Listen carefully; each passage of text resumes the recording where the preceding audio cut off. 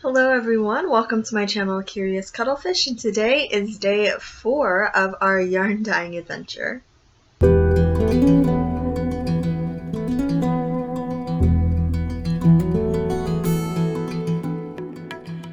Hello everyone, so today I'm going to be showing you how those yarns dried after that dyeing experience, so let me go grab them. Sorry, my recording area is still a bit messy. We are still in process of moving things, but I can sit here now, so.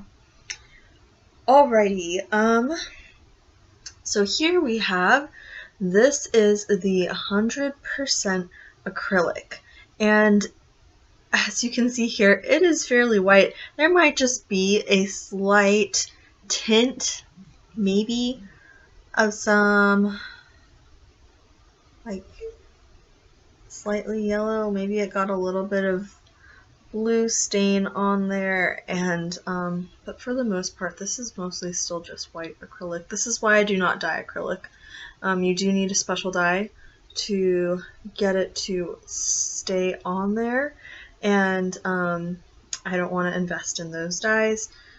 The texture of this fiber also changed a bit from being in the warm dye pan for a while, and so that's just one of the things that happens because, you know, acrylic is a plastic, so, or plastic base I should say. Not something that you run the risk of if you decide that you want to try dyeing acrylic.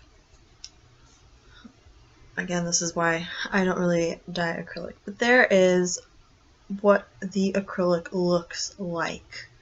Moving on to the next fiber, this is the 20% wool and 80% acrylic, and you will notice with this one, alrighty, I'm taking it apart, I haven't shown you guys, I'm going to put it back together. Okay, a little messy now. This one picked up the color so much better than, here's 100% acrylic, and this one has 20% wool in it. So this one got some of the color, but you'll notice that it is muted. So the only fibers in here that were able to absorb the dye was that 20% wool that was included in this blend. This one fared a bit better as far as texture goes, but it does have some like little funky spots, I'll say. That's because of the acrylic. If it was less acrylic, I'm sure it would work fine. But here is where the dye had the yellow orangey color. Then we got into the blues and the greens. This one came out definitely, the blue adhered a lot more than the green. Here's another yellowy. We got some light orange in this section, hints of green. But for the most part, I would put this at mostly a blue with yellow and maybe a touch of that orangish color. But that is how the acrylic and wool blend came out. So let me get this back together. Go.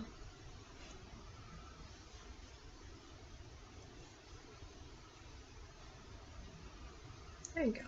So if you guys have any wool acrylic blends, you can dye them. They will pick up color. And there's that one. So it's a bit muted. That to the side. Next we have our cotton. So let me hold up. This is 100% cotton. Here's what it looks like. And here's the wool. So you can see that even though this one does not have as much wool, the colors still look a bit darker than the cotton. But the cotton definitely picked up a larger range of these colors. It also picked up the speckling, which didn't really show up on our acrylic wool blend. So as I open this here, you'll see that some of these parts were exposed to where there's some red speckles on here. We do have a lot more of the green showing through. This picked up a lot of the yellow, not so much of the orange, but a lot of the greens and the blues. We have our red speckles showed up in here. Some nice variance in color. Very happy with how this cotton turned out. I'm really happy overall with how this colorway came out. How it came out. I really enjoyed seeing how it interacted on all of the different fibers. So here we go. This is the cotton, 100% cotton. So I'm just going to go rehank it.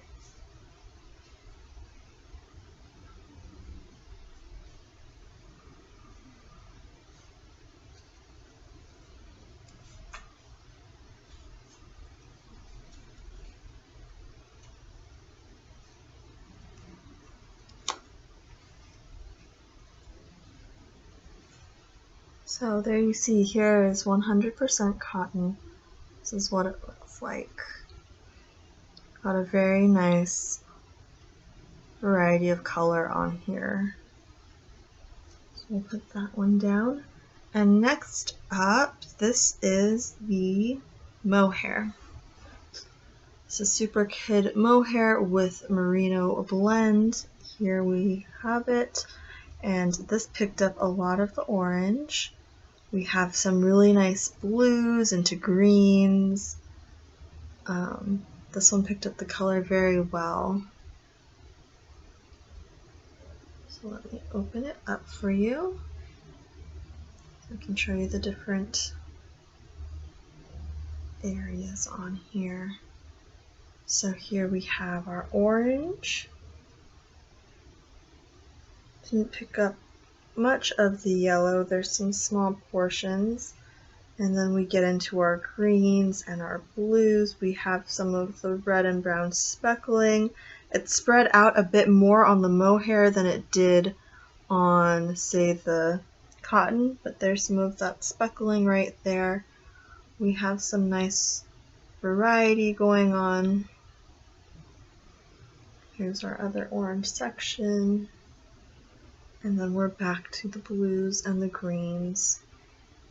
So that is how this one absorbed. It got a lot of the different colors in there.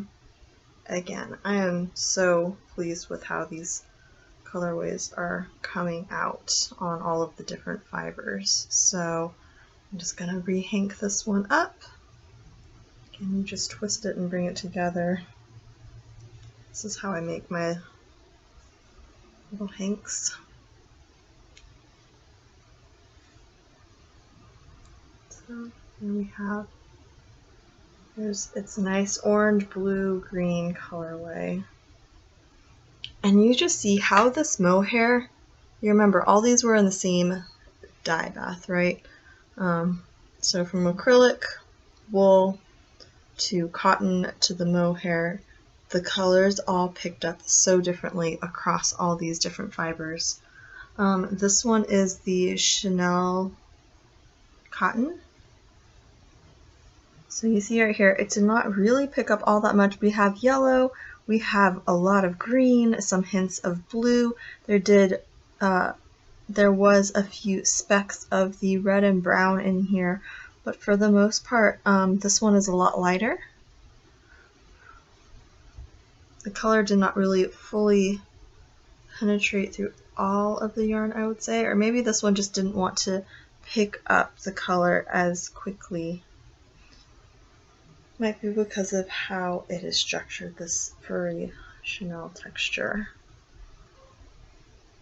But this is 100% cotton as well. It's just the fibers are a bit different.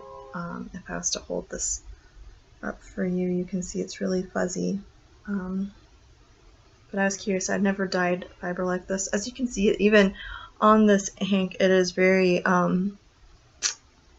curled up. and it's very curly and fuzzy. So I'm not surprised that it dyed differently. But there you have it. It's really interesting seeing. I've never dyed all the different fibers together in the same pan before until now, and so it's just fascinating seeing how differently they will behave, even though I know I dyed them all at the same time and they all got the same exposure, you know, with some variance because I am pouring it. But for the most part, they were all exposed to the same dyes in the same places, but they all absorbed it so differently. And here, let me show you the other cotton in comparison. These are both 100% cotton, but as you can see, they absorb the dye differently.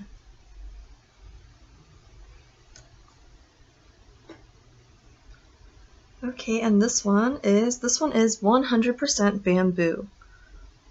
So this is a lot of greens with some blue and yellow. There is some red speckling happening here. See some of the red flecks right there. Also some brown. But this yarn is so shiny,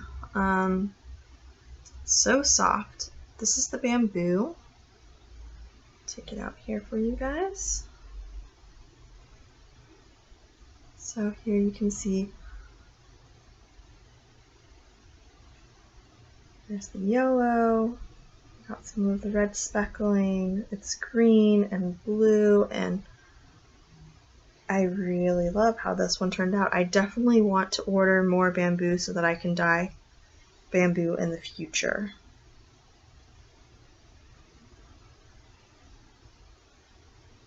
But there that is. So I'm going to twist this up.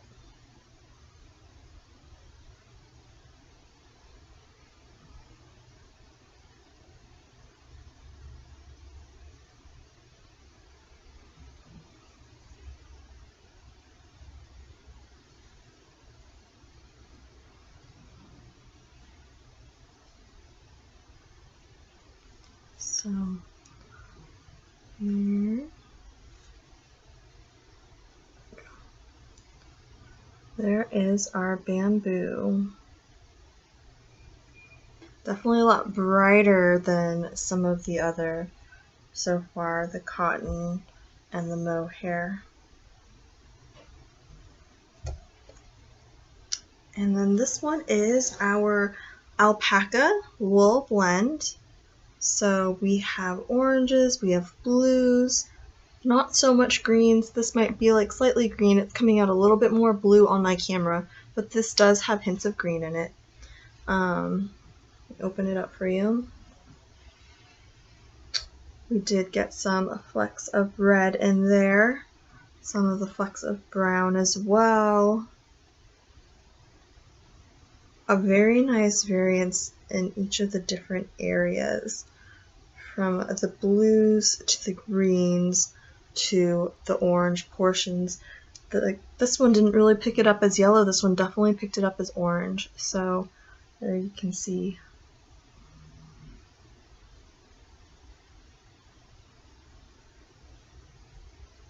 All these different hues are just coming into play. I really like this alpaca one. It's very soft, and you know me, I enjoy alpaca. I really like the different colors that are happening on here. I definitely want to make this experiment a colorway.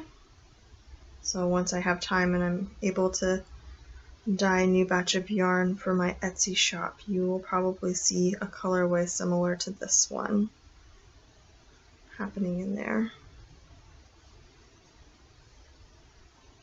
But will time be had? I'm not sure. Maybe when my house is back in functioning states and not in moving states. So here's that alpaca one. And then lastly, this is the silk and merino wool. here it is. Look at these colors. Oh my goodness. It is so hard to believe that this was all in the same pan. It blows my mind. But we see that there are a lot of the same colors. The colors are just so vibrant and bright on this one.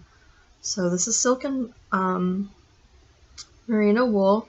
It definitely absorbed all of these colors very beautifully. We have the yellows. You see blotches of yellows, the oranges.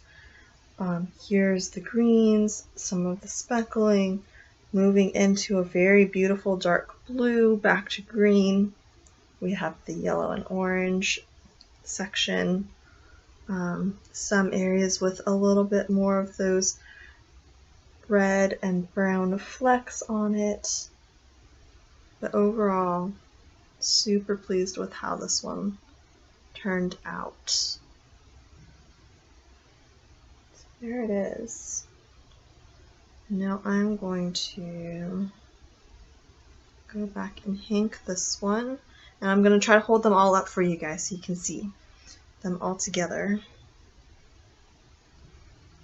Go.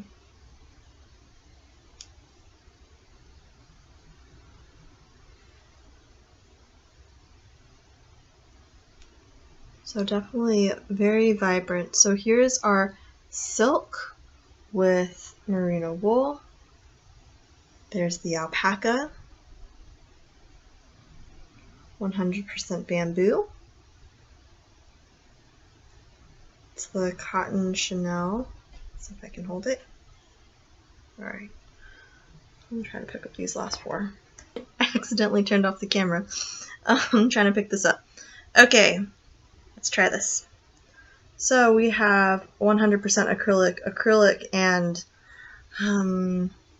wool, 100% cotton mohair, cotton Chanel, bamboo, alpaca, and silk merino wool. But all of these were all dyed in the same pan, and the color difference on them is just crazy. I'm going to see if I can make room somewhere in my home and take a picture of all of these laid out next to each other so you guys can see it. And if I'm able to, I'll insert it here. You can see all this beautiful yarny goodness. And thank you so much for joining me on my little yarny adventure. I do have a little bonus for you guys. There was leftover dye from dyeing these yarns, and so because I couldn't fit my superwash merino wool into this pan, I decided to put all of the extra dye along with some of the extra purple from earlier into a pot and add my superwash merino wool, and this is the color that came out. You see this? What? And I'm dropping them. Look at this color. I am like in love with it and really sad that I don't know how to make it, because this was all leftover dye, and now I really want to figure out how to do it because I really like this color. But yeah, here are my yarn mops from all the leftover dye from this yarn adventure and the yarn adventure previously. This is the yarn that came out. So there's a little extra. I really love this yarn. I really want to keep it, but I believe that this one is going to be going into my 1,000 subscriber giveaway. I'm waiting on some more yarn that should be coming in before I make that video for you guys. I did a little yarn swap with a friend of mine who also does hand-dyed yarns, so I will let you know when we get that, and I will get that video up for you guys. But again, thank you so much for joining me on another yarn dyeing adventure.